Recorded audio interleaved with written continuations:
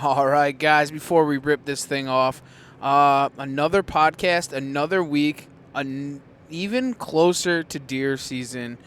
Some places has already started. There's already deer getting knocked down. This is episode 209 or 209.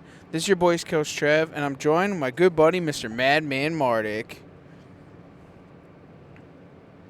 Ew. You there? You're over there?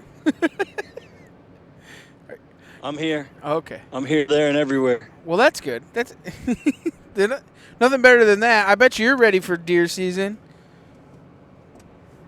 Oh, I'm more than ready, my man. I've been slinging carbon before work, after work. The bow is firing on all cylinders right now. That's good, man. Any shooters on camera yet? That potential for early season, or are we wait until because we all know that you're a rut guy. I mean, I got a couple things in the works here or there, but nothing. I'll be honest, I don't have anything to get excited for that seems very killable early season. But I've never been an early season killer. I got lucky last year. I'll be honest with you.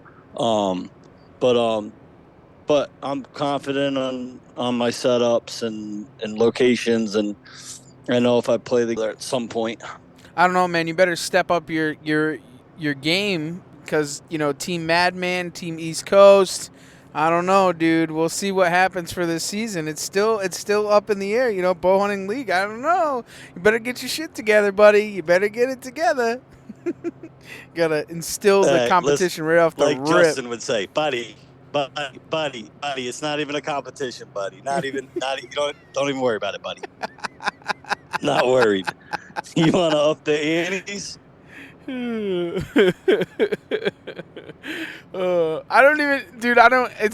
It's not even a fair chase because I don't even have a trail camera in the woods.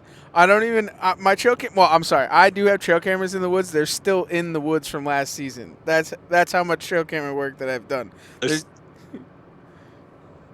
They're what you would call soaking. Yeah, a full season soak. I'm getting intel with no batteries, no working batteries in them.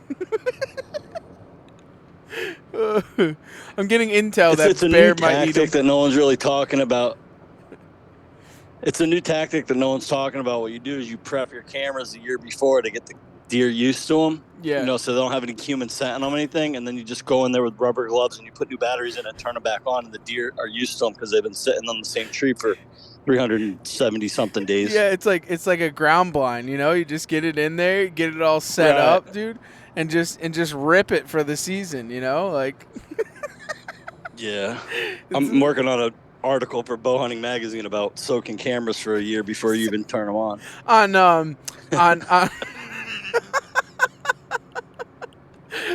This is bow hunting. Yeah, but they only work in soaking when you put them on those special rubs. Those genital. No, not genital. Oh. Generation perennial rubs and generational rubs, that's the only way that they work.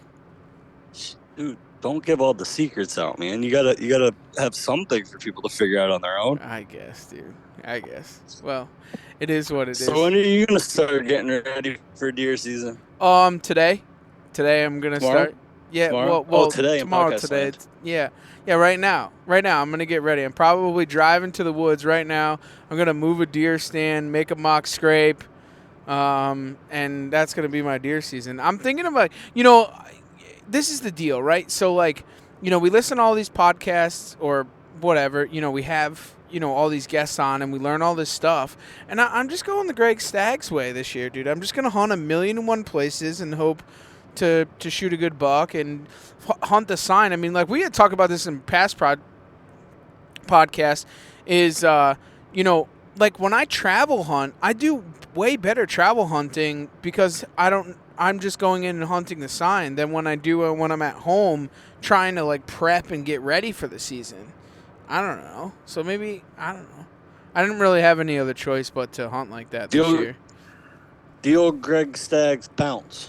Yeah, exactly. The bounce method. Yeah, dude. Especially, the thing too, I there's mean, so many new well, pieces of public this year that I want to try. yeah. I will say one thing that a lot of people don't know, and I know because I talk to you on a daily basis. I don't think people really genuinely realize how busy you are from spring to summer. Like Oh, it's almost impossible for you to put in the work that you genuinely want to and know that you need to because you're literally on the water. mm-hmm. It's super tough, man. You know, it's super tough. I mean, it's crazy because like I leave the house at 8 in the morning and I don't get home until 11:30, 12 o'clock at night every single day, and then back up. I'm lucky if I get 6 hours of sleep a day, and then back up to do what I have to do to get back on the Right. water, and it's 6 days a week, and then come Sunday, dude, the last thing I want to do, or I mean, I want to do is I want to go into the woods, but you can't because you're trying to deal with the everyday grind. Like, of all the things that you didn't do during the Yeah. week, like keeping just the All week, right. household together, Yeah, like it's I do.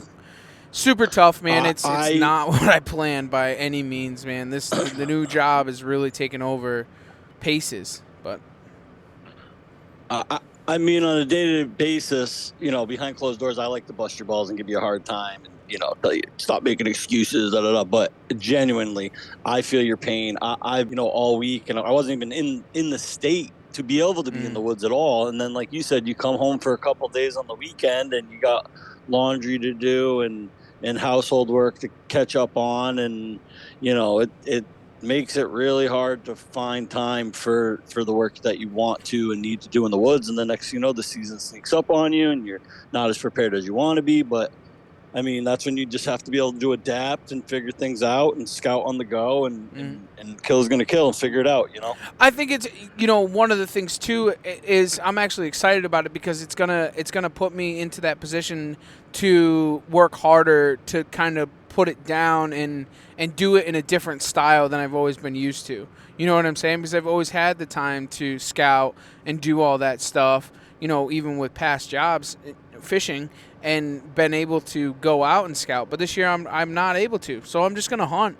And hunt as if we know it, and we talk about this a lot in a lot of podcasts, is just having that good woodsmanship and hunting. And that's what we're gonna do, and it is what it is. I mean, look at it right now, dude. It's 10:45. We're recording the podcast. I'm driving home from work, and it's 10:45, like at night, to then go home, put the podcast together, and drop it and for midnight. Podcast drops in 45 minutes. Crazy, dude. Right. But it's what it's all about, man. It's the fun thing. And, it's not only the podcast, but we have so many other things that are going on the daily basis. As far as, we have a couple new projects in the works. We got a couple new, we have all the videos and all the content. It's just fun, dude. It's, if there wasn't a love for it, dude, it wouldn't be worth it, right? Like, you have to love it and have to want to do it to be able to keep it continually going on. But That's why it's called the drive, man. You got to have the drive. you gotta have the drive, man. If you don't have the drive, you just get run over. Absolutely. Well, let's thank our sponsors, man. Enough of this, dude. We're gonna get on over to Shiloh so she can strut her stuff. What do you think, man? So I like it. we are presented by Huntworth, huntworthgear.com. If you guys haven't checked them out, get more for less with Huntworth. There was a big sale, 30%, but you guys missed out on it. So keep the eyes open, and we will always tell you that about what's going on. They did just release a new hoodie. Yeah. Dude. Yes. Get that at looks me. like yes, sir. Yeah. So I forget what it's called though. The Grayson or something like that. So I believe it's called the Shelton. It's basically it's the Shelton, but it's a heat boost version of the Shelton hoodie. And we absolutely, I mean, if I could tell you to buy one piece of clothing from Huntworth just to start off, would be the Shelton hoodie. And now that they have come out with 100%. this one heat boosted, you can hunt it even later in the season. Hands down, best product. Nor'easter Game Calls, nor'eastergamecalls.com. Guys, there is a couple of grunt tubes. I've seen them going out. Guys are tagging us, showing us what they got going on. Don't forget to get on over there. It is the world's best sounding grunt tube on the market, hands down. You guys don't miss out on it. Get on over to nor'eastergamecalls.com. Latitude Outdoors, latitudeoutdoors.com, guys. The X-Wing is back in stock, the 8mm, 10mm rope. Guys, don't forget about Grit and all the good things going on their YouTube page, and use promotional code Outdoor Drive to save yourself 15%, guys. Yeah, use that promo code. Save some money. I just picked up X-Wing myself, dude, and I love it. That thing is slick. I can't wait to get it in the tree. I actually just got mine too, and I'm looking forward to it. That's the next thing here in the next couple of days, is just kind of prepping and playing around with some of that stuff. Guys, also don't forget to get on over to Bowhunters United, bowhuntersunited.com, and sign up for your membership. Bowhunting season is right around the corner. These guys advocate for the bow hunters. And everything that they can do for you as far as the legality part of bow hunting in your state. If there's something going on, you can also reach out to them. The link is below. You can sign up there, and you can help us out by getting your Bowhunters United membership through us. So. Well, I'm excited for this podcast. This is a great podcast. We actually met Shiloh because she was stealing our pancakes. You guys will all hear about that, but it was all good. The pancakes. Yeah, all of them. We got tricked. But we got had. That's for sure. Yeah, it's okay. But whatever, it worked out. We got a good podcast out of it. So I don't know. It was it. totally worth it because those gingerbread cookie things that she brought us, the squares, oh my God. Remember? Yeah, those didn't last very long. Yeah, they didn't last. They were gone pretty quick. I'm going to have to find some of those and get some of those for the tree stand. But, guys, listen up. Go and check her out. Strut'N Her Stuff. Some really cool stuff. Shot a beautiful bear this last season. That's the picture on the cover art. But a great podcast, man. Let's get her on. Let's get this show underway.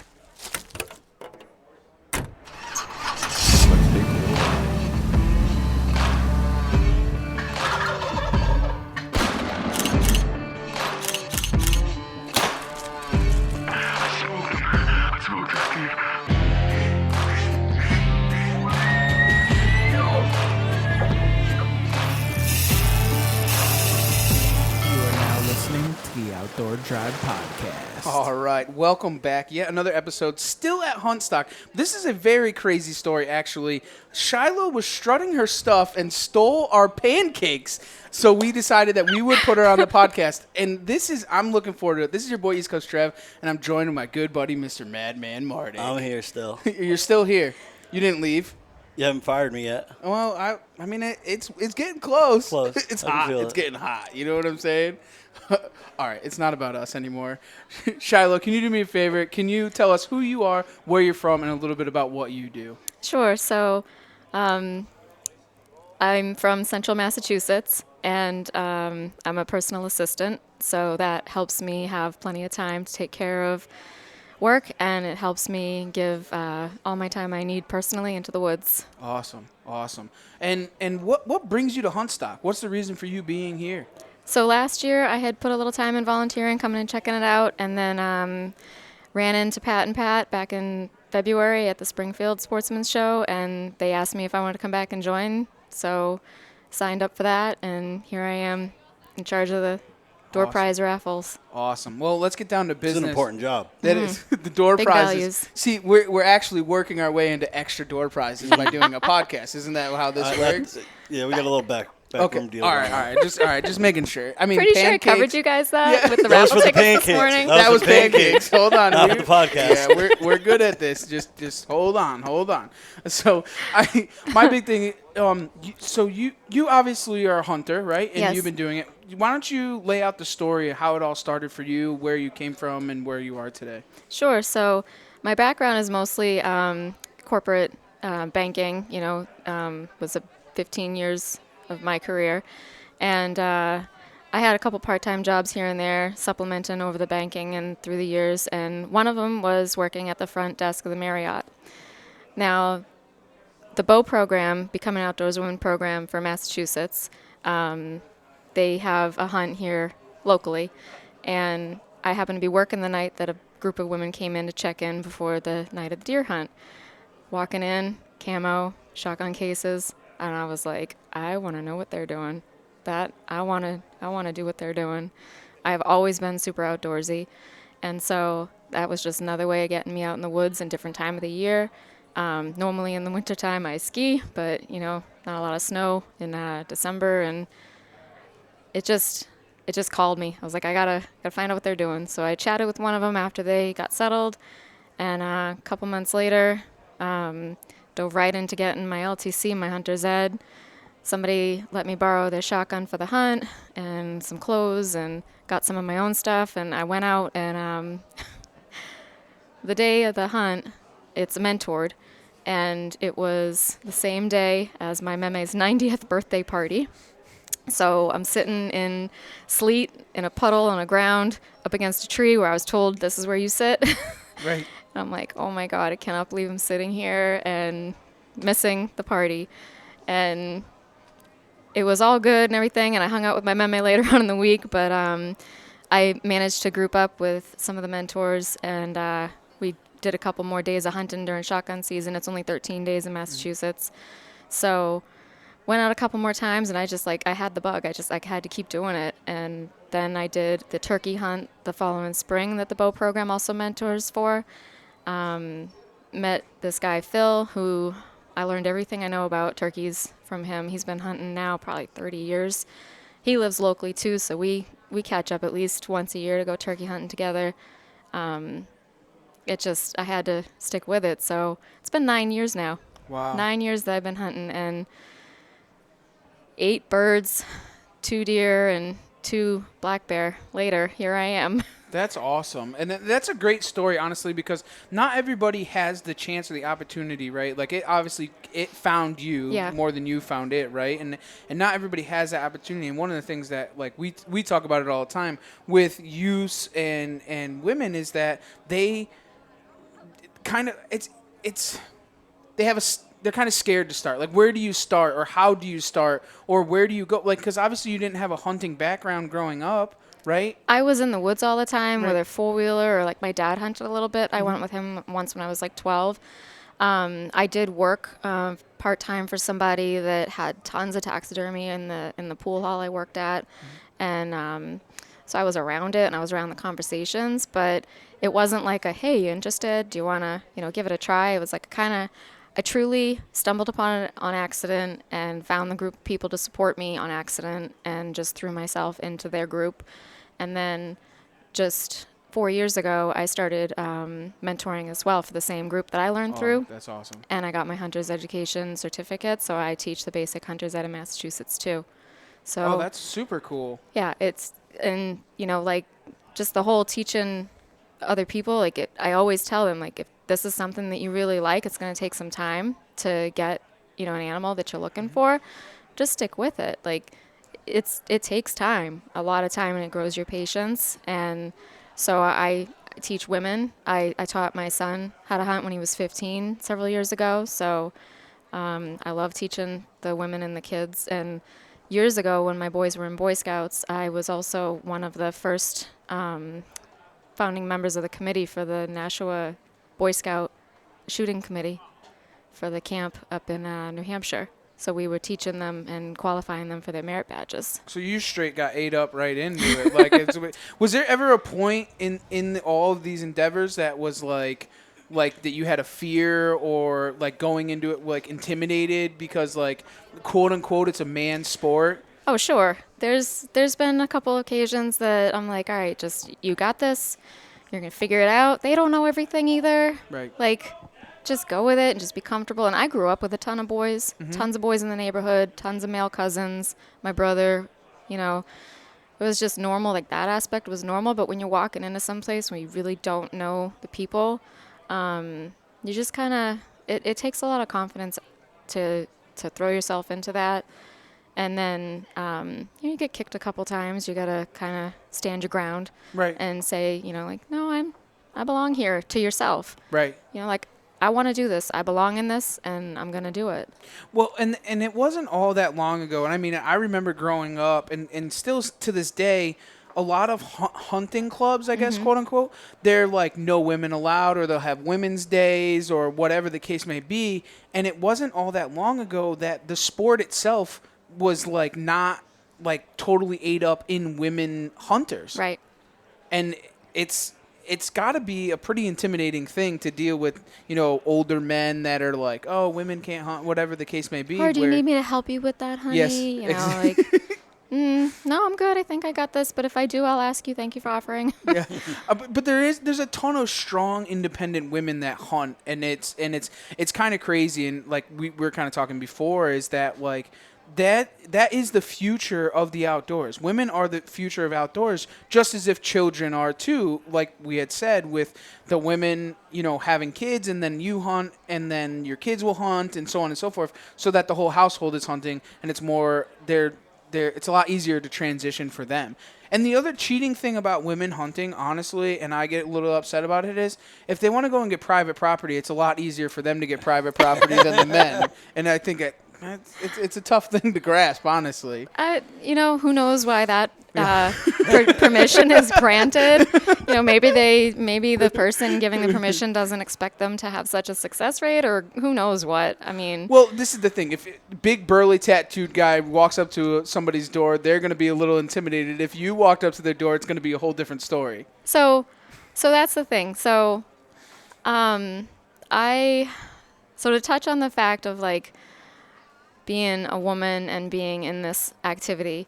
First of all, being petite, feminine, still, wanting to hold all those parts of me, it's been a challenge sometimes, but I think that if women can, kind of have that confidence to say like, this is what I want, this is what I want to be part of, then they can get through that with time, at least.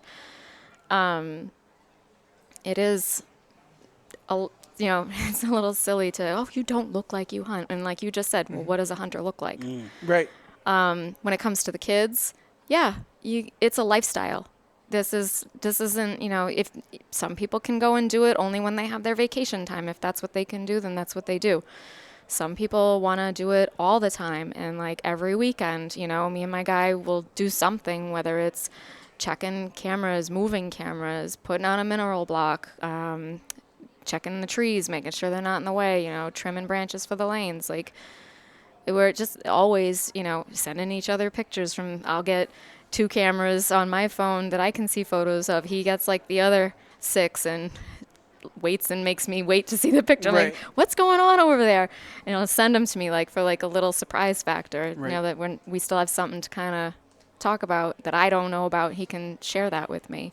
See, it's funny, you bring up a very valid point, and one of the things, and I talk about this a ton, and having, and it's kind of crazy, right? Like having, like your partner is a hunter, right? And like you then have to, especially as a woman, like independently go and do those things on your own, because like, for example, like if you have someone like there's I don't know how to say this, like husbands and wives, boyfriends and girlfriends that hunt, right? And the thing is, like, if you constantly do all the same things together, it's like if I was with Steve all the time and all we did was hang out and go and do all those things, we would probably kill each other. And it's probably that almost happened today. Yeah. I think. but it's the same. It's the same as as couples going and doing that, and like you have to have that type of separation to be able to do things on your own and have conversations. Like you said, like don't show each other trail cam pictures so that there's topics of conversations, because when you're Save constantly a little something. Exactly, you have to. Yep. And that's a tough balance when both male and females are both into the same game. So you had said something earlier I wanted to make sure I touched upon. So being a female hunter doesn't mean that I want to take over the masculine roles. I still want him to help me with the tree stands. Like, I don't want to be responsible for setting up a tree stand on my own. Right. I'm barely 5'2". Right, for sure. I don't have any interest in trying to like do that on my own. So there's a lot of like the masculine role that comes into play, and that's what he takes care of. You know, he takes the chainsaw and cuts down the stuff. Like I could do it because of the type of chainsaw it is, Right. but I'm not interested in doing that. Then there's other things that I'm more capable of. You know, he's on the ground, and I'm like, yeah, that branch. Like Yes. it's a paired group thing. For sure. And I have spots that I just go to, and he has spots that he just goes to. I go like a half a mile from the house. He'll go like a mile from the house. Right. I have a terrified reaction when I hear a coyote howl. It's like a very terrifying thing from when I was a kid and had him in the apple orchards near me growing up, and I could hear him at night with my window open. And it happened last year. I almost had a panic attack. I was out there by myself. He didn't feel good. He was on the couch. I came in the house and I was like freaking out, like shaking, dropped to the floor. Like, oh my goodness, that was really scary. I had like almost no headlamp with the four-wheeler, not a cleared trail, and it was stressful. So we learned from that. Yes. But it is very much still, I like my role as a female, and he definitely is a masculine man. So we still hold those respective roles, but we love the same activities. Right. With the hunting. I will go and, field dress my deer. I got a spike buck presented himself twice to me last year during shotgun. I'm like, okay, I'm taking you. Right. So we went out and got him together. I field dressed him. Steve cut him up. He was a butcher when he was in his 20s. So it's like, it's such a good pairing. And like, I love growing a vegetable garden and canning. And then we have that stuff, later on in the year. Like, this is a true lifestyle for us. And this is something I was looking for a very long time. So it's a very fortunate situation. That's awesome. No, and it found you, right? I mean, it's like with the girls coming into the hotel and so on and Yes. so forth. Like, it's not, it was meant to be, obviously. Absolutely. And it's not meant to be for everybody. That's one of the things, too. Like, and you hit on you strike the chord, honestly, because, like, it's a lifestyle. Mm-hmm. It's something that, like, it grows on you. It's constant. It's every day. It's not, it's in your mind, like the canning, that whole hunter-gatherer type thing. Like, it's not for everybody. No, like we have a dozen chickens. I just glassed 8 dozen eggs a little while ago to make them so that we don't have to buy them in the wintertime. Like, Right. that whole primitive aspect is very much what I love, but it's still, there's other technologies that we still, we're not trying to move off grid. Right, exactly. There's nothing wrong with that, Yeah. but it's just not. It's not in the balance. Yeah, of course, you got to be like right in the middle of Yeah. it. One of the I want to go back on like the women hunters and stuff Yeah. because like, are you offended by the whole huntress thing? I have clothing that has that word on it. I've had that clothing for years. I don't find it to be derogatory at all. It's just a feminine spin Okay. on the word.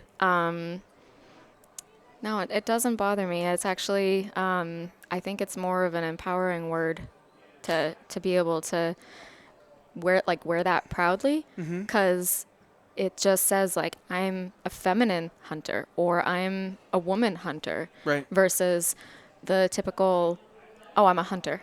Right. Like, that just doesn't seem to accurately describe. Yeah, and there's nothing. I mean, your opinion's your opinion, right? And the whole thing is that, like, so for us, when we think huntress, right, and huntress as a whole, and Steve, correct me if I'm wrong, but like, the whole thing is like huntress. When I think huntress, I think of a very good-looking feminine woman who, like, doesn't kill shit at all. No? Wants to be wants to be in the sport, but doesn't even know what they're doing. And like, it's like a love for likes, right? Like, you want to have an Instagram page with 100 million followers. I want to blow myself through the that was not right, but get yourself through the industry. Yeah. And make yourself visible. Correct. But the thing is, like, a lot of times when I think huntress, it's a girl that has a bow and an arrow and she's holding it upside down and doesn't even know what she's doing, right? Like, that's my envision on that, and that's kind of the picture that has been painted in the huntress world. And like, those girls, they don't even really kill anything, or they attach themselves to somebody, and they want to go through the motions to become the top in the hunting industry. Like, I think that's kind of like the picture that's painted, I guess. Like, and that's a lot that's talked about through, other podcasts and groups of people, like huntress. Like, as a woman or whatever, a lot of them the savage good hunters like yourself who kill animals and hunt ton and live, breathe, and dream the passion Yeah. of it, they are offended by that name because of what it stands for the wrong reasons of some of the women that have brought themselves in the industry and do it in the wrong way. Don't get us wrong. There's male huntresses out there too. Yeah. Okay, I understand what you're saying. No, so my exposure to the female huntress. You could still use the First, word just because no, I understand. I hear you. My exposure to people that hunt that have that goal in the their end goal in mind of it being for perhaps attention or what do they call that? It's like a it's just faux. Yeah. If then they're not doing what their heart's telling them to do. Exactly. They need to find something that they actually care about.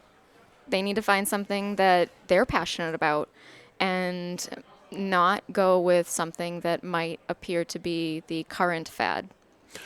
I agree, and that's one of the things. I mean, I can name off a ton of. I mean, like Melissa Bachman, Caitlin Moss. I mean, Jen Cubbett. Like those guys those ladies are savage, independent, hard-working women that are in the industry that hunt hard and are very successful.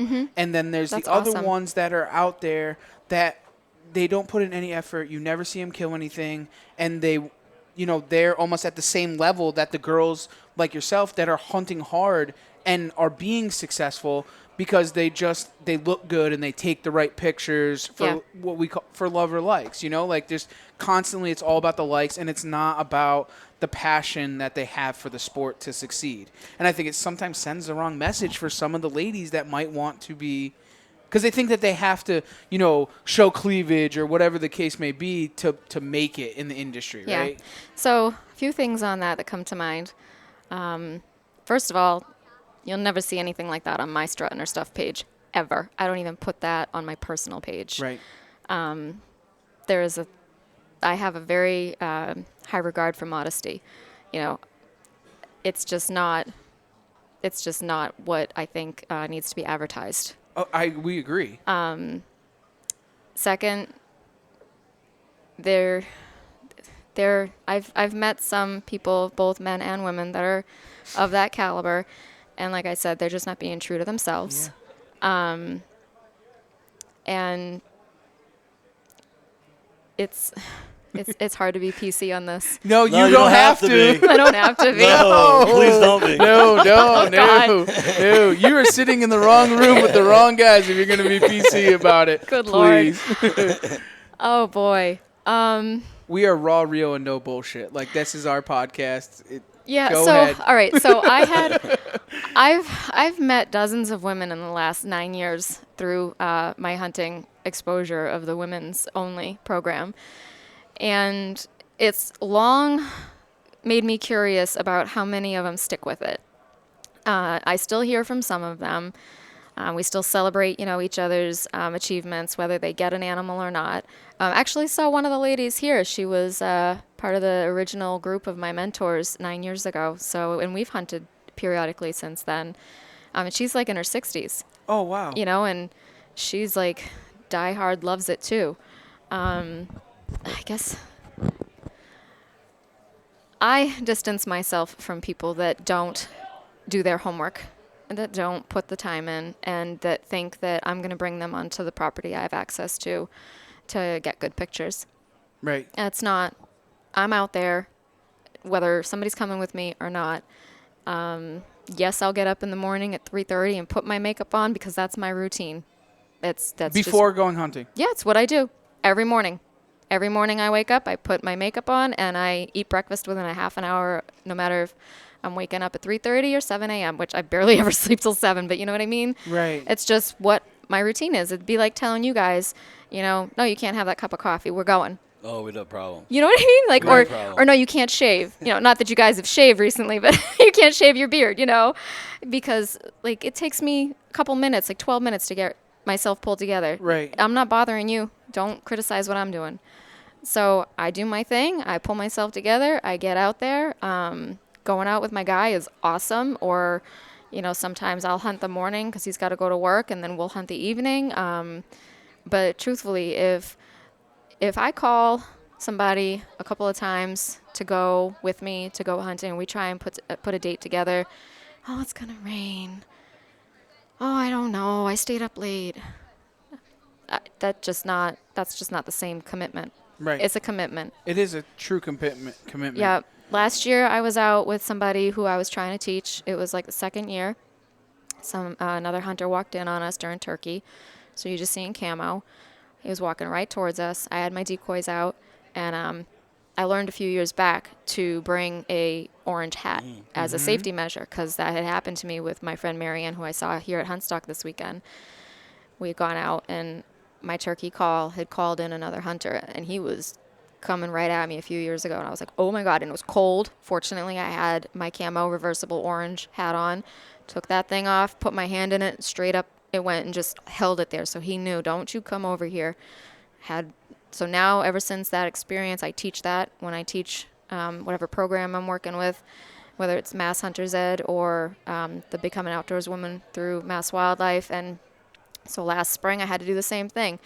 Take the orange hat out of my bag, up it went. Well, my friend got very nervous about it, didn't come out for the rest of the season.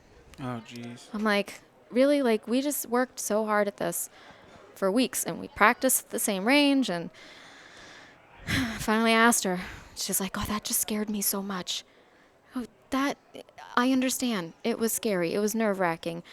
But I'm on that land all the time. I've got permission from the owner. It was the owner. It was the landowner that was coming in to us. He was just disorientated on which trail he was taking to get over to his buddy, where his buddy was sitting. It was no big deal, in my opinion, of experiences especially. And so I just, like I said, like, there's just things, there's challenges. Sometimes you got to share the land. I mean, I, for one, do not like a bunch of orange out in those woods with me. It's not part of my experience. That would probably be something that would make me uncomfortable. I got invited years ago to go out to Martha's Vineyard, I think it was. And when I had heard that it was going to be like boatloads of hunters and men going over there, like groups of like 8, 10, 12 guys going over because there's so overpopulated deer over there, I was like, you know what? I think I'm going to pass. I don't want to be out there with that much orange. Right. And I did, and I was happy that I did, and I had put so much time into my own property that I was successful in my own property. And, like I said, you got so many, only so few days. But in that, 3 years ago, I got my crossbow license, and so now I'm in the woods a lot more.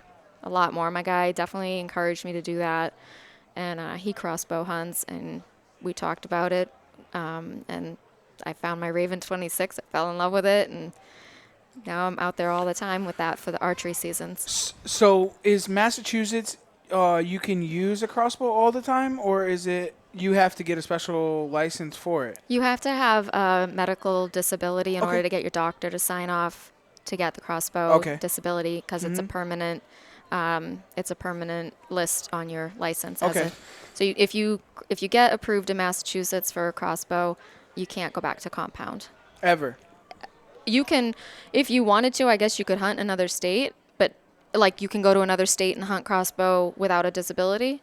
But in Massachusetts, if you have a crossbow disability, you can't hunt with a compound in Massachusetts. Okay.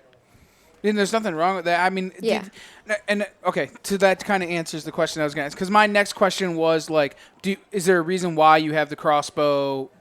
Like, is it because it's easier, not have to pull back, poundage, so on and so forth? Because there's a lot of women that will, use a crossbow. Because we're advocates for the crossbows in the right areas, right? With disabilities, women and children, beginners, so on and so forth. Because, like, they don't have... Because you have to be 45 pounds in some states, or 40 pounds. 40 in Mass. Yeah, and you have to have the certain poundage, and not everyone can pull that back, or they might not have the time to practice, or whatever the case may be. So that's why I was asking, like... Yeah. No, I broke my arm when I was a kid, and it's my dominant arm, and... Just can't draw back. Yeah. I got the scar to prove it. Yeah. Yeah, very, very large. Oh, yeah. I've been contemplating getting an arrow tattooed over it. Perfect. Yeah, that would be awesome. I just got to get the right design. That's It'd perfect. be a bolt. Yeah. Yeah. Yes, you're correct. It will be a crossbow bolt. That's funny. That's Yeah. awesome. I can get Raven incorporated into it somehow yeah. and still being fancy. You really like your Raven then, obviously. Yeah, I think, it's just like a pair of shoes. Like you got to get comfortable ones, right? You Whoa, want to whoa, put them on. I don't know because we're not advocates for shoes. No, I'm saying as an example, like I was teaching a hunter's ed. That was a woman's joke, by the way. Haha. I thought you were talking about my Jordans. No. No, I was teaching and I left teaching a hunter's ed day. And I passed Cabela's on the way home and I'm like, yeah, I'm just going to go see what they have.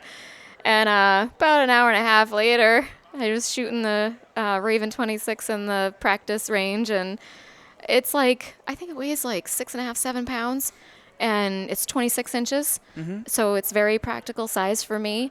And it was just great on target and the price is a lot more than I was planning on spending on an instrument. Yeah. But, like I said, like you get a pair of shoes, you're like, oh God, these are so nice and they're brand name and they cost a lot, but they are so uncomfortable. I don't want to put them on. Right. The Raven, yeah, it has all those things, but it's comfortable. It's really comfortable for me. So I'm like, I'm going to pick that up. Like I could have looked at a cheaper crossbow and it was just awkward in size or I just didn't like it for whatever the feature was and the ease of it maybe. And this Just one, unfitting. yeah, it just didn't fit right. Like you have to fit it and it was more expensive than The most important Yeah. piece of equipment you have. Absolutely. And you look at all the money you spend on camouflage and tree stands Correct. and bells and whistles and tools. But at the end of the day, Yeah. if you don't have the right yeah. weapon in your hand, it's not really going to do any good. Then you're not going to want to pick it up and go use it. Did you not see when she was talking about shoes, she looked at both of our shoes? Yeah. You Yeah, guys okay, you were kicking your toes up.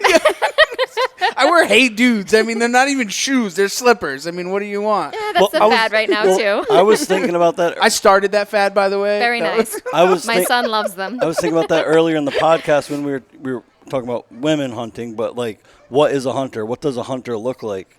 And me and Trevor, huge advocates, where we show up at shows wearing whatever we want, whatever we're comfortable with. We don't have to wear Wrangler jeans and square-toe boots with our shirts tucked in to look like a hunter. Like, But that's what they want. Hey, whatever. You know what I'm saying? Like, have you ever been to ATA before? Mm-mm. Okay. So ATA, everybody's wearing, or a lot of the big shows, the big Midwest shows, Okay. everybody's wearing plaid T-shirts, belt buckles, blue jeans, and square-toe because boots. they want to look professional. It's the professional way to Quotes, do it. professional. Okay. We don't fit that. I Because mean, we you might. wanna be We're who going you to are, ATA right? this year, so we might bust out the square-toe boots for a couple days. But the point is, like, when we're at these shows and we're meeting listeners and finding new listeners and stuff like that, we feel like people can relate to us more because we are who we are, and we're not trying to present ourselves as something that we're not. It's funny. Thinking back on some of the earlier conversation, it makes me think like, do I look like a huntress? No, but I actually have the experiences that, and because like this morning when I met you guys, you're like, oh, do you hunt? Yeah, I definitely, So- not that you were judging. I'm Right. just saying like, I know that I don't fit the image except for when it comes to, the visual. See, and that's the thing and that's where judging book by its cover Yep. comes because if somebody is to meet me, right, and have a conversation with me or Steven, I'm a bigger tattooed bearded dude, like you're like, yo, that dude's into death metal, man. He doesn't hunt. Like, what do you mean? He doesn't kill big deer or say the same with he's wearing Jordans. Like, you can't judge a book by the cover. No. And we would never judge a book by a cover no matter what and who you are. And like when you had said, oh, do you think that I'm a huntress, right? And no, we never thought that because a huntress is more of an action than it is a look, right? In my opinion, like So now I prove understand. yourself. Now I understand Prove your point. yourself. Yeah. Prove yourself. It's like, a lifestyle, not a look. yeah, exactly. And it's like you have to be who you are, I guess, is what it is, and not judge a book by a cover because you're going to put yourself in a hole that you're not going to be able to get out of, honestly. Because we could put you to shame. The three of us in this room could put you to shame just by the way that we look and what our actual album is. You know what I'm saying? Yeah. Like, it's just one of those things. It's Yeah, just well, what's the first thing that you did? We started. Are you hunt? Yep. What do? You pull out your phone and start flashing pictures. Okay. Yeah, here's okay. my bear. Okay. here's Here's my my most album. recent one. Let's talk Yeah. about it. Let's Yeah. talk about the bear. yeah. The bear. Oh gosh. So this is I did a tiny bit of bear hunting in New Hampshire years back. Didn't see any. Had experience with like the bait barrels and stuff. Then last year, went to Saskatchewan, Canada with my guy who's been going up there for years now. And I had known him for 2 years at that time. Did not know what I was signing up for. Did some homework, looked at the area on the map from Google Maps, talked to the woman up there of the family that runs the outfitting. All the homework I could possibly think to do. And it was pretty good. But then the drive from the airport to get to the location is 10 hours. And he had told me, there's places I'm not going to want you to get out. You stay in the truck. Like, okay, you're gonna arrange the rental. You got to make sure we get 10-ply tires. We're going to be having flats if you don't because of the road. It's all dirt, shale rock, nothing around. You end up on the shoulder. Like, we're stuck for a long time. On the way up there, I think we saw 5 vehicles coming towards us after we had gotten away from the closest town.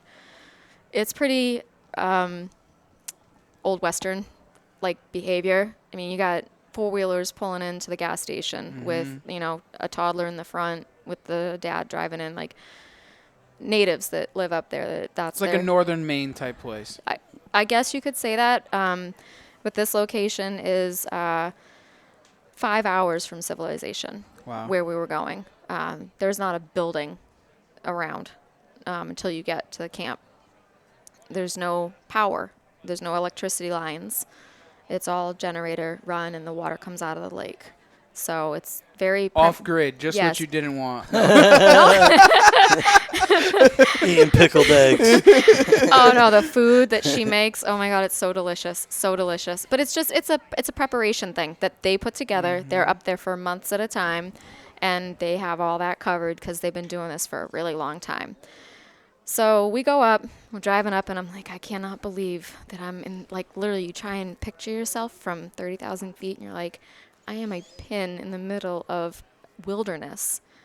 And it didn't even bother me one bit to think, like, there's no hospital around, there's no, authorities around. Like, right. No, I was just in heaven, loving being out in the middle of no place. And it was amazing. So last year, me and my guy put 60 hours in a week in the tree stand. Side by side. Like, not a double, like one on each side, like pivoting over each other. He said to me, like, he got his bear on the Thursday, I got mine on the Friday with an hour left of hunting before we left the next day. Talk about a roller coaster. I was like, I want that bear. He's like, oh, something else might, something bigger might come in. I was like, but I want that one. He's like, no, just wait. Something bigger might come in. A couple hours. We watched the bear I shot last year for 5 hours. 5 hours. He was there with 3 sows, went off with each of them, came back, went in the lake, went for a swim, came out. He's like, you want to shoot that bear? I'm like, yes, I want to shoot that bear.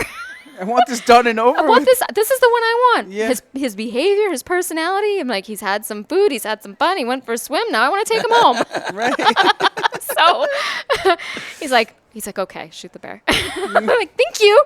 Nobody else is coming. Like, we're on the side of a cliff. Where do you think that they're coming in? Right. We knew they came down the cliff, but like, it's like 8 o'clock at night. Starts to get dark around 10 p.m. Like, come on. So I shot him and learned a lesson on my scope. The crosshairs are obviously black. I didn't think to turn the light on for my scope. So I'm following. He's like, let him get closer. I'm like, he's at like 12 yards. What do you mean let him get closer? But this was my first, like, ever, I'm going to take a shot at a black bear. So I take my scope and I put it on. I'm like, oh my God, crosshairs just disappeared. Shoot, black crosshairs on a black bear. Great. What am I going to do now? I had like seconds to think about this because he was going to go behind the boulder that was there again. So I'm following him the crosshairs. I lift up my scope just a tiny bit to see like over the top of his back. I lower it and then I pulled the trigger. So I hit a smidge back from what would have been ideal, but he ran off. We tracked him. I took another shot at him again, and we were good. So sometime over this past January, 2023, he says, I'm going to go back up to Saskatchewan. I'm like, seriously? This year? I thought we were going to like skip a year. So I was like, all right, let's see if they got space and do what we got to do. So this time, my dad just turned 74, and he's never really been anywhere since he was, in his 20s or 30s. So I'm like, come on, Dad. I'm like, you got to come with us. You got to see this place. Like, you used to think that New Hampshire, where we camped forever and ever, and, since like the 70s was awesome, like in a piece of heaven away from the world. You have got to see this place. So it took a little persuading. I got him to agree to come with us, and he came up with us, and he didn't want to leave. I'm like, truthfully, Dad, the hardest part I'm going to have is getting you back in the truck to come home.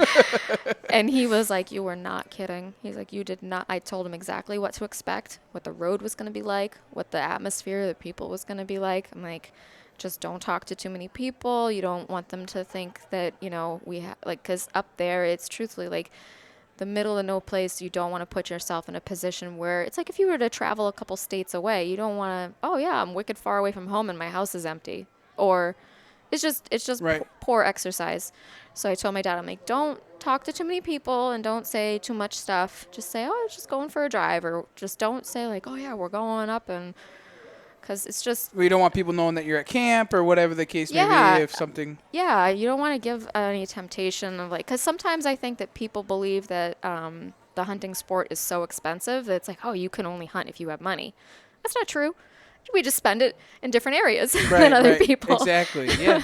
So my dad came up, and he went fishing a lot of the time. He witnessed the first day we went out. He witnessed a black bear getting shot. It was a Boone and Crockett. It was giant, absolutely giant. The guy was a veteran from Ohio, and he got to shoot that. It was his first experience ever going black bear hunting, and the bear was in the sight before he even got in the stand. We had to like get him into the stand. So there was several of us in 2 boats, just little aluminum John boats, and Jeremy, the guide, had his loaded shotgun to help just kind of keep things comfortable. Is everybody archery hunting across? Yes. Okay. Yes, they don't want guns up there. Yes. Okay. They just want the archery. So that was that. It was great. My dad got to witness it, even just the experience and how that goes. He's like, I can't believe how close I got to that. It was just inside the shoreline. So he got to see the whole process. We get to mine later on in the week, and Jeremy puts me and my guy into this location. We get all set up our tree stands, and get comfortable. About an hour later, he had gone down the road to set up another. So about an hour later, I hear the truck flying back up the road. I'm like, what is going on? Pulls in the trail. I'm like, something's going on. Comes running in. Let's go. We gotta go. Big bear. Let's go. I was like, what? It's like, hurry up out of the tree stand, get in the truck, drive down the road, walk into a bait site. No tree stands in. They were just trying out this spot. And here's this, looked like a chocolate, giant, dominating the area. I mean, he's walking with such swagger. His back is like rolling. And I'm like, is he got a limp or something? Like, what is going on with him? He's just swaggering through that whole site, back and forth. We get a little closer. He starts to walk off. So Jeremy's brother, Lyndon, breaks a branch. And it's like, oh, intimidation. Bear didn't like that. Turned around and started to come back like, who's in my spot? Break another branch. Comes a little closer. Then he circles around us.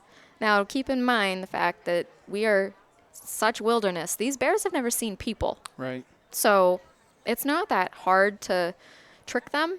It's not like New Hampshire. You go and they see them and they run off. Overbait. They smell them constantly. Yeah, it's a normal thing for them. Right. So this guy goes around us, like we see him hit the sunlight hits him, and it's like, oh my God, it's a cinnamon. Oh my goodness, like a color phase, like insane. And they're up there all the time and they rarely see a cinnamon. Oh, really? 'Cause Yeah. you hear, like, Canada has a ton of color phase. Well, certain sections of Canada Yes. have color phases. Yes. So this is not It's like one of those. pockets. So they So my guy got a blonde, I think, in like 2015, around that year. Then he got a chocolate last year. That was the only one he was going to shoot. We had sat out that day we hunted last year, 7 hours, didn't see anything, no bears. Ugh. Then about 8 o'clock, this bear walks in, the sunlight's in our face, and the sunset, and he's like, "Oh, bear, get ready," because I was supposed to shoot. And then we saw that it was a chocolate, and we had discussed the fact, like, he wanted the chocolate. I'm like, "I'm not shooting your bear." He's like, "No, it's okay." I was like, "I'm not shooting." He's like, "No, I want to shoot it." I'm like, "Yeah." So I put my crossbow down, started my phone, I videoed his shot. It was awesome. It was like 2 minutes and 30 seconds. It was just, the bear was positioned perfectly, broadside, and went down like yards away. It was perfect. So unbelievable to have that documented experience. So we go out and mine, we get the cinnamon going around us. A couple other bears start to come into the site. It's like, this is crazy. We're on the ground. There's bait like 20 feet in front of us. 20 feet. There's a barrel. The sow comes in. I'm like, she doesn't have cubs. Okay, this seems okay. If I hadn't had last year's experience, I would have been shaking like a leaf this experience. Then another one comes in, like way off on the right side, and the cinnamon chases him off. So I got Jeremy on my right with a loaded shotgun, my guy on my left watching the bear, and like my man is not small, so I feel very safe. And yeah, we waited maybe like 45 minutes, and finally the cinnamon turns around, comes to walk towards us, and up against a tree, and I'm like, I only hunt turkeys from against a tree. Like, I cannot believe I am on the ground, and there is a bear right there. So picked my mark on the ground. It was like this little stump. I'm like, it's about 20 yards. He gets over there. I'm pulling the trigger. So he comes in, literally walked to the right side of the stump, and I got the painted arrow magnet for my scope so I could video it myself.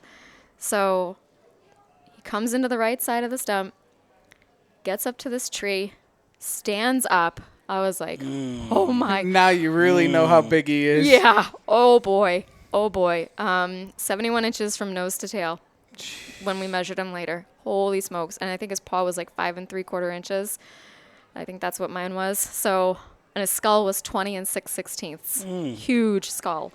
So he gets his back up. Almost booner. Yeah, Yeah, almost. it's Pope. Yeah. And Gets his back up to the tree and just rubs the whole, does his whole pole dance around. Gets down with his butt, facing me. He starts to, his left shoulder goes to the side, so he's quartering away from me. His paw's almost by that stump that I was looking at, and I don't even remember pulling the trigger. I was so like focused behind his shoulder blade. You could probably see the crosshairs a little bit better on this one. Yes, yes, definitely. And my guy goes, "Shiloh, you shot him in the ass." I'm like, "I shot him in the shoulder." He's like, "What? No." And Jeremy's like, "Shh." So he's like, "Play back your video." So I play back the video. I'm like, "I know I shot him in the shoulder." And then for like 10 seconds, I was like, put my head down. I was like, "Oh my God, do not tell me that, like, I just blew that opportunity." So Lyndon had gone out to the truck on the road. He heard him go down. So Lyndon walks back in. He's like, I heard him go down. I'm like, "Are you serious? Like, do not joke with me right now." He heard like the moan. He heard the crash. Okay. So we know he didn't cross the street, like the road. He knew it was to our right side where we had saw him run off. So we walked over, looking for him, didn't see anything. No blood, like we just went that direction. We get close to him, and I'm like, oh my God, where is he? The hill kind of started to slope up a tiny bit, and I wear the strata color or camo pattern, and this is strata pattern out there in that wilderness. The moss and everything truly like blends right in with my pattern. So I'm like walking over. I'm like, okay, all right, this is gonna be okay. We're gonna find him.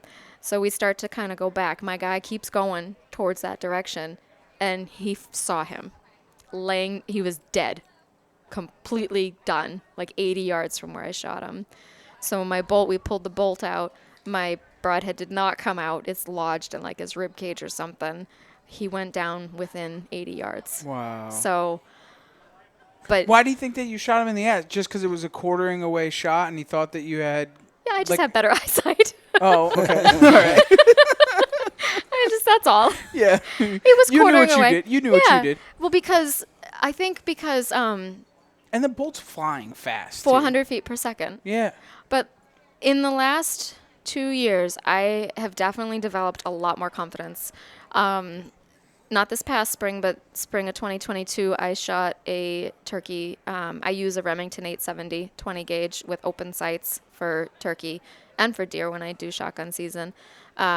And I took a shot at a bird, the furthest distance in my experience, at 30 yards. Came in super quiet, half strut, down this little ridge, and I'm like, he was kind of headed towards the backs of the houses in the neighborhood. I'm like, if he gets beyond that point, I'm gonna be here till 11 o'clock and can only hunt till noon. Right. So I'm like, the tree branches kind of made a little triangle. So I took a shot, and I shot him right in the head. He went down. He didn't even take like another inch step. So that whole experience, I was like surprised myself. And I gained a lot of confidence from that success. And so when I took the shot at the bear, I felt so confident, and I'm like, don't think about it. It's not, there's no recoil, even though it feels like a shotgun. It's all going to be good, and just keep your focus. And I really was very calm because I had them right next to me. Even though you think about, like, you're on the ground, like, that's kind of stupid. But I felt very calm and very confident. And being that I teach and, like, we have to go through all of the angles, I'm very exposed to it. So I felt very confident to take that shot, and I did. And we had a lot of discussion, a lot of debate about that. The drive back from that location was about almost 2 hours from there back to camp on the dirt road.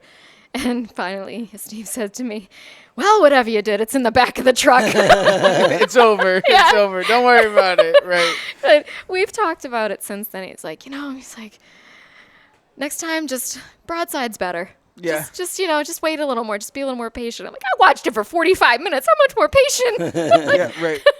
It is what it is. Yeah. It's in the back of the truck. It's at Northeast Taxidermy. So. Right.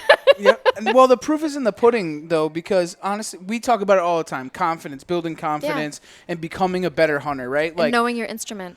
Correct. 100%. And the way to become confident in doing that is, if you want to kill big deer, kill more deer, right? So that you're confident in that situation. And in your case, just hunting in general, just as you start to build up and you're shooting, you're at 9 turkeys now. You know what I'm saying? 8. Sorry. My 9th, I'm going to be picky because my lucky number is 9. Oh. I'm a September baby. Oh. So my birthday's coming up. And You're going to have to take a ride for Rios or something special to I don't know.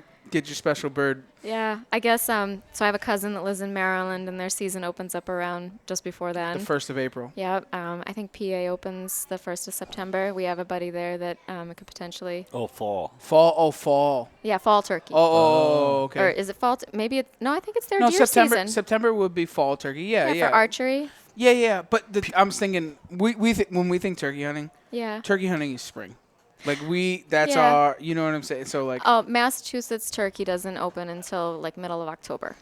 So, but Right. for September, I would have to go to Maryland to my cousins, or a buddy down, and I think deer opens September. So early September for archery in PA. So like Connecticut, we open September 15th is our fall season. Okay. For like Connecticut. So a lot of them follow with the deer season. A lot of times for archery, because then their archery hunters are in the woods. Correct. And they're there and they be able to shoot. Yeah, Massachusetts has I think like a week or 2 of archery for turkey, and then then there's like 2 weeks for shotgun. I haven't looked at the dates yet. Normally they're in my calendar. Right. But I know they're coming, and just getting ready for it and just being aware of what's in the area. And take So- that special mind. Have you fall turkey hunted and spring turkey hunted? You've shot birds both? Both seasons. Okay. Wow. Yep. I haven't gotten one every single season in the 9 years I've been hunting, but I've gotten 8 birds, whether it's. And this past spring I didn't get one, but I helped get 2 new hunters. Which is just Even as good, more, if I not think it's better, more Yeah. important. Yeah. Yeah, when I was mentoring the women's program back in April, My woman was the only one that got a turkey That's awesome. that day, and everybody else is super experienced. My buddy Phil is like an expert turkey caller. He like does competitions and stuff. He's wonderful at doing the reed calls, and he had trouble getting the birds to come in because they were doing work nearby. So Oh, right.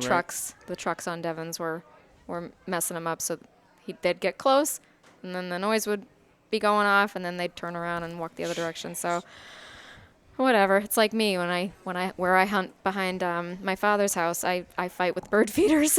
Oh, bird feeders are the best, though. Yeah, they're not so bad, but but I gotta get them away from there, or I gotta get out in the woods. Then they go to the bird feeders. Then I gotta get them back in far enough into the woods so that I can play Tips. with them. Sleep in. Sleep in. Wait till about 10 No. o'clock. They'll come Yeah. right off that Oh, bird yeah. feeder. You get them a gobble once on that bird feeder, they're coming and then running. Don't you worry. 10 Hold on o'clock tight. in the morning. Don't worry. Oh, I've shot 50 birds off of a bird feeder. Let me promise you right now, Yeah. it's my favorite place to hunt. I'll Well. get as close as I like, because a lot of the times we live in like suburb, right? We call it suburb. It's Yeah. not Canada. It's not Maine, right? It's Yeah. a suburb.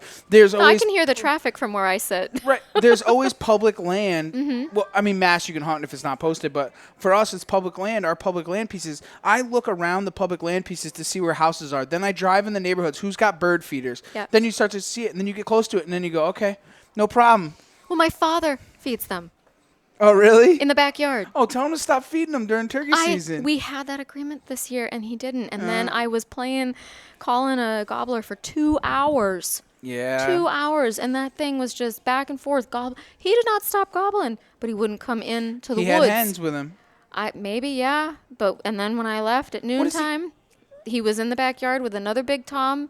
I go, that's okay, you guys. You get good and fat. I'll see you in the fall. Right, exactly. Yeah, for sure. If he's got hens there, he's not going to leave them. It doesn't matter what you do. Why are you going to go from one bar to another if there's Yeah. pretty ladies in one bar? Why are you going to go somewhere else? In the wintertime, there is a flock of 30 That's when they awesome. all come together. So I'm like, yep, you guys need to be thinned out. That's great to hear, though. I bring almost everybody that I've hunted with me if they've got time.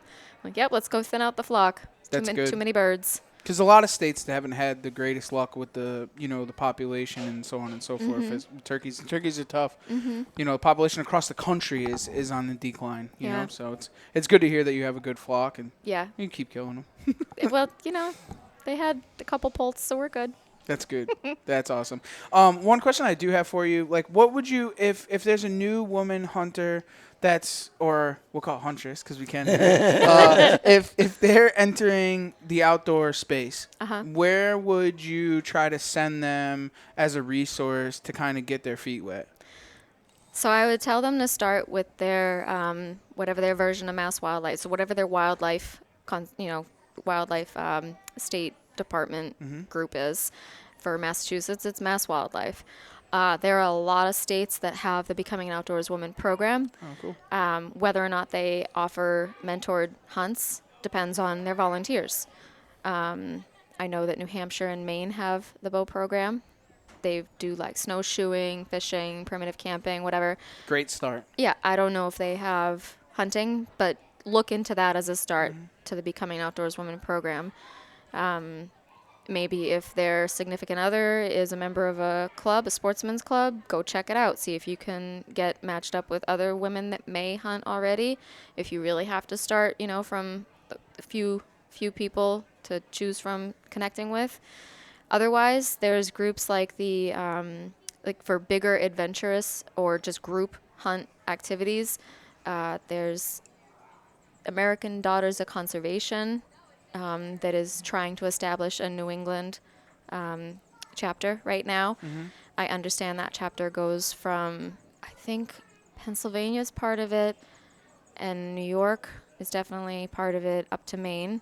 So they're trying to establish a chapter. I just had a Zoom chat with like a dozen of those women last month to start a chapter established.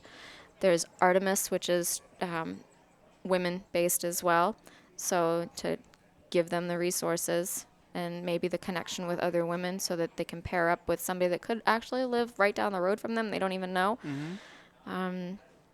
Yeah, there's lots of groups like that you can start to become a part of so that you can get into it. I mean, there's tons of stuff on YouTube, to get ideas of how instruments work for whatever hunting equipment they want to try out.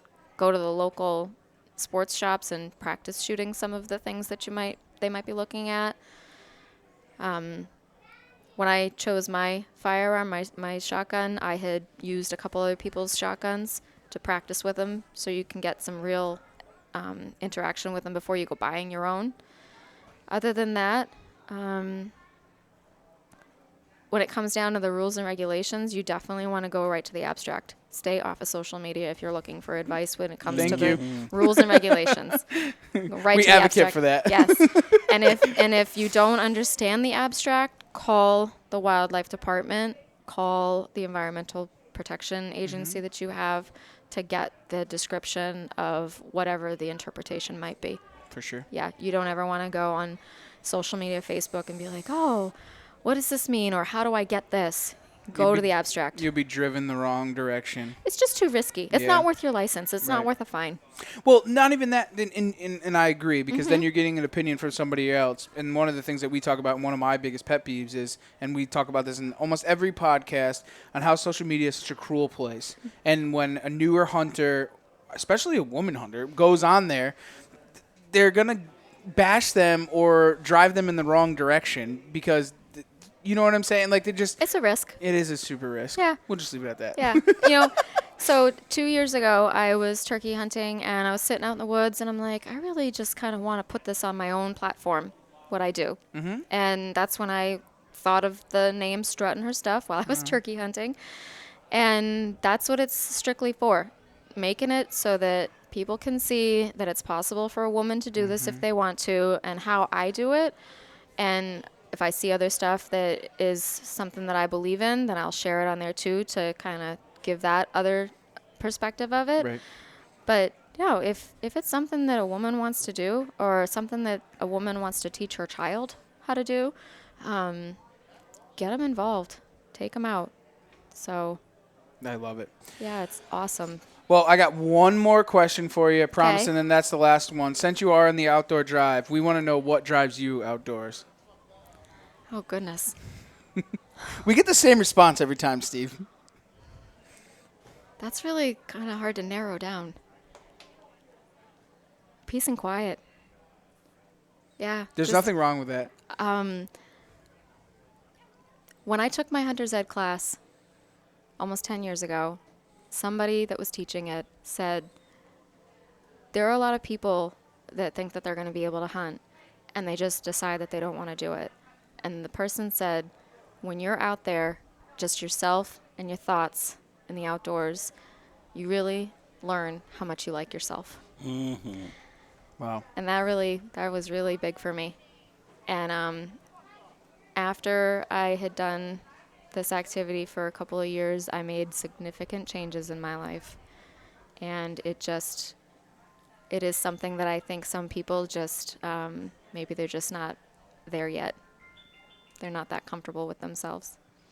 But that's what gets me out there is the mental exhale and being able to just be at peace with your thoughts and what's going on around you. I mean, you notice the smallest things, the smallest movements in the woods. And when you get that as a natural part of how you function, I was driving by on my dirt road the other day, and flicker of a fawn ear bedded down caught my eye, 30 or so feet in from the road.